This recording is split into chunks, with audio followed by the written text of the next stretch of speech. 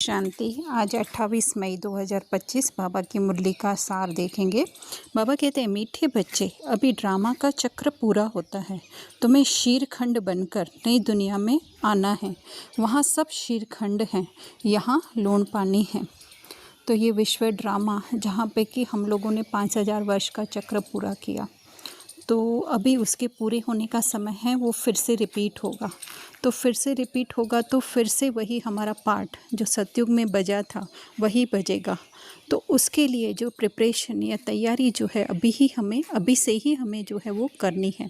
तो बाबा हमें याद दिला रहे हैं कि वहाँ पे तुम लोग शीरखंड थे, अर्थात कि तुम्हारे बीच में कोई भी भेदभाव नहीं था। सब को समदृष्टि से हम देखते थे और सब हमें समदृष्टि से देखते थे।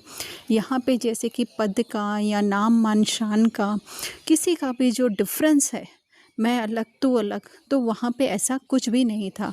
बहुत प्यार से रहते थे। अपने आत्मा के गुण जो हैं उसी में ही हम स्थित थे और उसी से ही जो है हम कार्य व्यवहार में आते थे। तो बाबा हमें याद दिला रहे हैं कि शीरखंड बनना है करके। लूण पानी, यहाँ पे लूण पानी है, अर्थात कि यहाँ पे मैं अलग तू अलग, है ना, किसी भी हिसाब से, तो वो हमें नहीं करना है।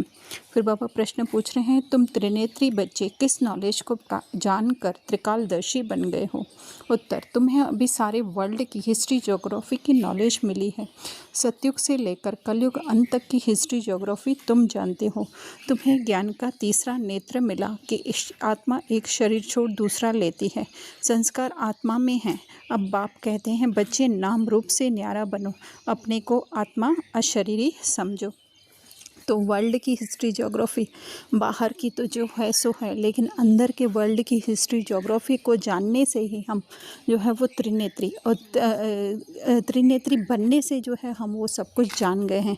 अर्थात कि आत्मा को बुद्धि का तीसरा नेत्र, ज्ञान का तीसरा नेत्र जो समझ का मिला है, उसको ही त्रिनेत्री कहा जाता है।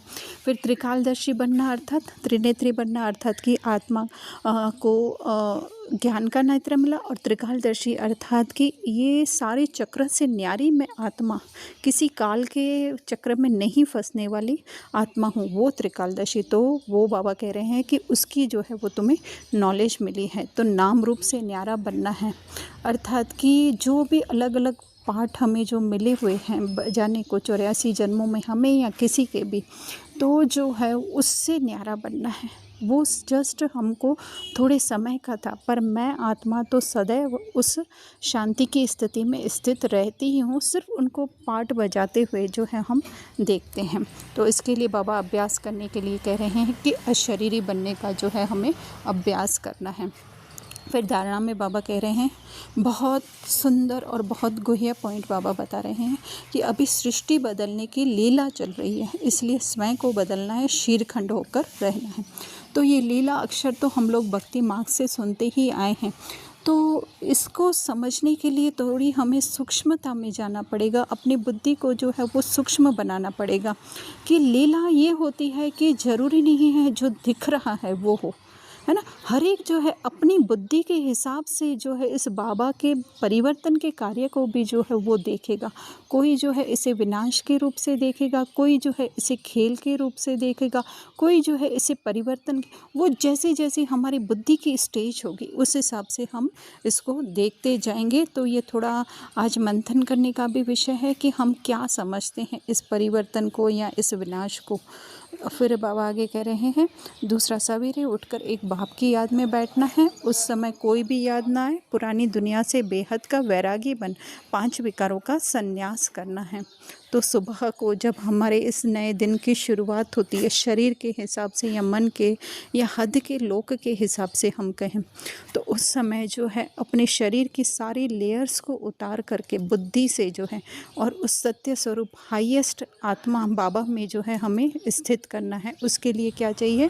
बेहद का वैरागीपन चाहिए, अर्थात कि ये कुछ भी मेरा नहीं है। ड्रामा में मुझे बाबा ने दिया था, अभी जो है वापस मुझे बाबा को दे रहे हैं और नई दुनिया में जो है हमें सब कुछ नया मिलेगा।